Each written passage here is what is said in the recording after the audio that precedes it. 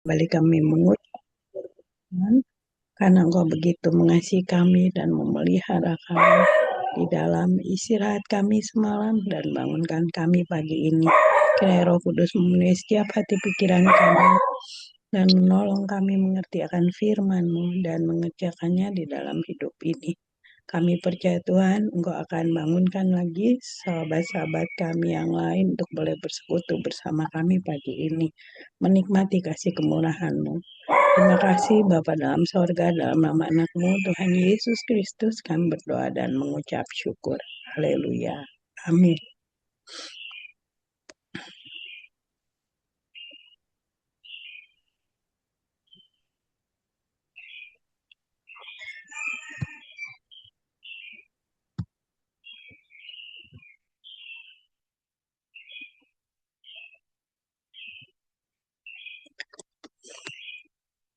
Bapak Ibu, dalam acara pagi ini kita akan baca Yesaya 41 ayat 10.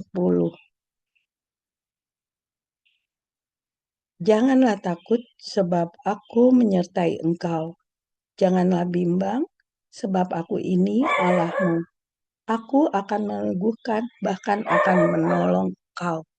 Aku akan memegang engkau dengan tangan kananku yang membawa kemenangan. Amin. Ini firman-Nya pagi ini. Akankah kita meragukan kasih Tuhan buat kehidupan kita? Dia begitu baik dan merencanakan sesuatu yang baik dan tidak pernah meninggalkan kita sekali sedetik pun.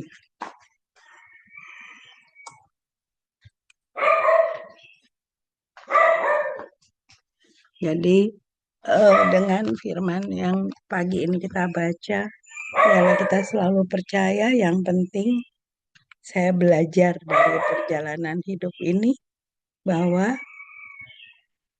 nomor satu takut Tuhan dan mengandalkan Tuhan itu nomor satu yang harus kita lakukan karena seperti firman-Nya dia tidak pernah meninggalkan kita.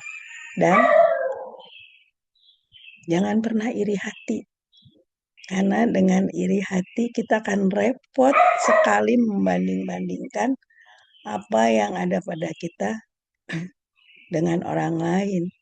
Bapak Ibu pernah nggak ketemu dengan orang yang nggak mau kalah dalam artian segala hal?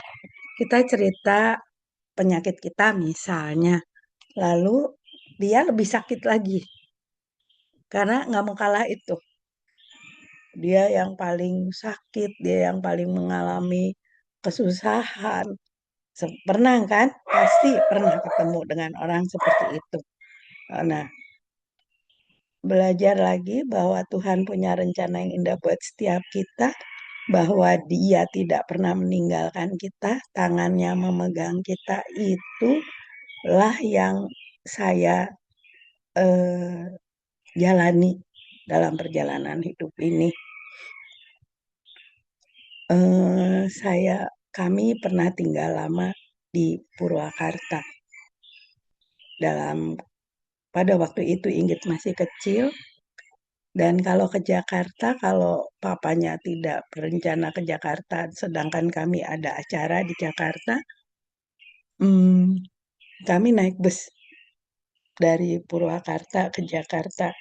Dan saya bukan mudah ya, karena pada waktu itu busnya nggak pakai AC dan harus turun di tempat yang rame seperti Kampung Rambutan. Ingrid masih kecil dan saya harus pegang tangannya, takut lepas karena itu rame, tapi semua kami bisa lalui. Kemarin di Ho Chi Minh saya berkunjung ke mereka karena tantenya juga datang, jadi ngobrol-ngobrol sampai teringat pada masa lalu. Lalu saya cerita ke Vera adik saya, ya pada waktu itu sukar sulit kami lalui, tetapi Tuhan tolong, istimewa sekali pertolongannya. Karena tidak ada dalam rencana kita, pemikiran kita bahwa sesudah Ingrid menikah dia akan tinggal di Myanmar selama 10 tahun. Dan ketiga cucu-cucu lahir di sana. Dan sekarang tinggal di Ho Chi Minh. Jadi sama sekali nggak ada dalam pemikiran, tidak ada dalam rencana. Tetapi Tuhan sediakan. Melalui itu kami belajar. Dan 2025 Januari saya katakan saya dapat hadiah karena saya harus masuk Siloam Semanggi. Kemarin hari setahun persis saya dioperasi di tahun 2025. Dan puji Tuhan, saya katakan begitu juga dengan dokter, saya katakan bahwa semua bagus, ibu menerima treatmentnya bagus, tubuh ibu bagus menerima treatmentnya, kira-kira gitu. Tapi kembali lagi kepada Tuhan. Tuhan yang tentukan seperti itu. Jadi buat saya semuanya kembali lagi kepada Tuhan. Tuhan yang akan menolong kita dan firman pagi ini yang kita baca itu adalah janjinya. Dia tidak pernah meninggalkan kita. Dia akan memegang tangan kita. Makanya kalau ada yang tidak sabar atau bersungut karena kemauannya tidak terpenuhi, buat saya agak mengganggu ya. Karena eh, kalau kita sebagai orang tua, anak minta A, lalu kan kita pertimbangkan bahwa, oh A ini belum cocok untuk dia. Tentu nggak kita berikan. Atau kondisi kita tidak mungkin menyediakan A saat ini. Lalu kita akan sampaikan ke anak kita, sabar ya, tunggu, nanti ada waktunya. Atau kalau memang kita pikir A itu patut untuk anak kita saat ini dan kita mampu mengadakan, tentunya kita berikan keinginan anak kita itu, seperti itu. Tetapi dalam perjalanan hidup saya sebagai ibu, segala sesuatunya ada aturan-aturan. Itu juga yang dilakukan oleh Ingrid ketika dia sudah menjadi ibu. Semuanya ada aturan-aturan, demikian juga yang dilakukan Tuhan. Kenapa ada yang namanya Alkitab? Itu aturan-aturan yang Tuhan tetapkan, yang sepatutnya kita kerjakan dalam perjalanan hidup ini, sehingga ketika kita mengalami sukar sulit atau mengalami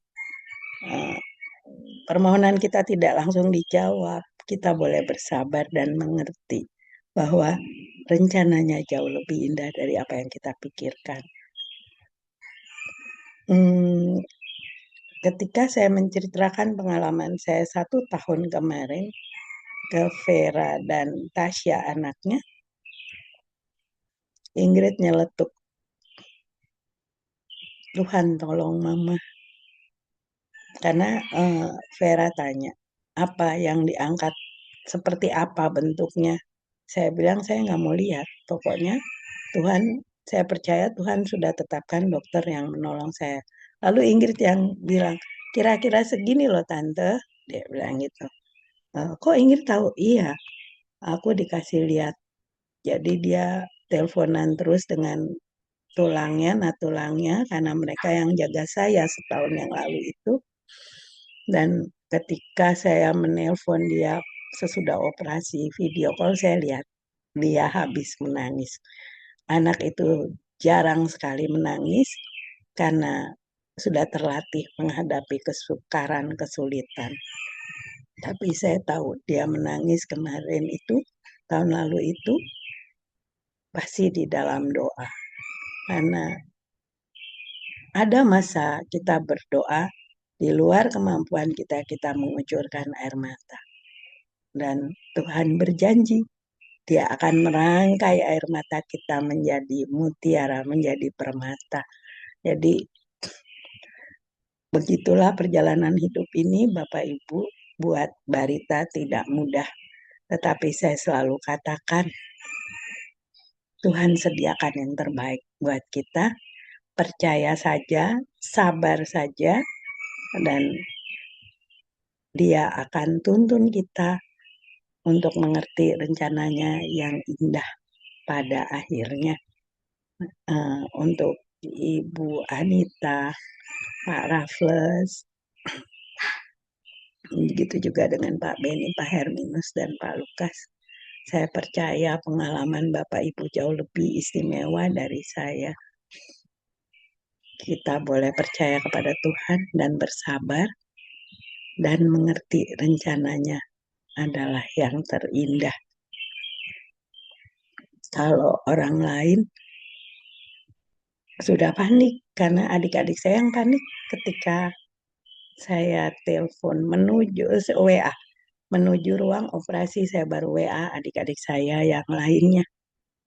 Vera langsung panik karena nggak bisa terbang ke Jakarta. Lalu kemarin saya bilang, Ver, setiap aku selesai kemo, kamu kirim jus, tapi saya nggak tahu loh harga jusnya berapa. Karena tempat pemesanan itu nggak mau bilang, karena Kak Vera yang sudah bayar. Lalu Vera bilang gini, itu sebagai bagian dari aku besuk, karena aku nggak bisa besuk. Bahasanya dia gitu. Saya bersyukur untuk itu. Lalu adik-adik saya yang lain seperti Ruth, Boas itu berusaha untuk nemenin saya ngobrol-ngobrol kalau saya kemo di awal. Tapi sesudahnya mereka lihat saya bisa jalan sendiri, apa-apa sendiri. Mereka hanya menyapa saya lewat WA. Dan puji Tuhan, Tuhan tetapkan treatment yang bagus melalui dokter yang dia tetapkan juga. Dan boleh saya lalui hari ini tanggal 31 Januari tahun lalu, dokter periksa bahwa dan dia mengatakan besok sudah boleh pulang. Dan di Februari saya jalani mulai kemo. Kemo mulai itu 6 kali berturut-turut, 3 minggu sekali, 10 jam obatnya dimasukin, diinfus, lalu sesudah itu ada treatment lagi 12 kali dengan infus obat selama 2 jam. Hari Senin nanti adalah yang ke-11 dari rangkaian yang 12 kali. Lalu akhir Februari tanggal 22 saya, kalau hitungan saya itu yang terakhir, dan sesudah itu biasanya PET scan. Sesudah operasi saya melakukan PET scan dan MRI, hasilnya bersih. Sesudah rangkaian yang ke-6 pertama PET scan hasilnya bersih, lalu saya harapkan kita doakan nanti PET scan berikutnya hasilnya bersih, dan saya sudah pesan sama dokter untuk membuat jadwal kapan saya harus kontrol lagi. Karena saya lihat ada pasien yang lalai. Nah, ketika lalai dalam hal makanan, dalam hal aktivitas juga kontrol, itu akan repot sendiri. Begitu juga dengan firman Tuhan. Ketika kita lalai akan firman-Nya, ketika kita lalai akan perintahnya, kita akan repot sendiri. Jadi, ketika kita menuruti firman-Nya, bukan berarti semua baik-baik saja seturut keinginan kita. Tetapi pada akhirnya, semua akan indah. Karena waktu Tuhan, rencana Tuhan adalah indah pada waktunya, dan Tuhan punya kemampuan untuk membuatnya menjadi baik adanya.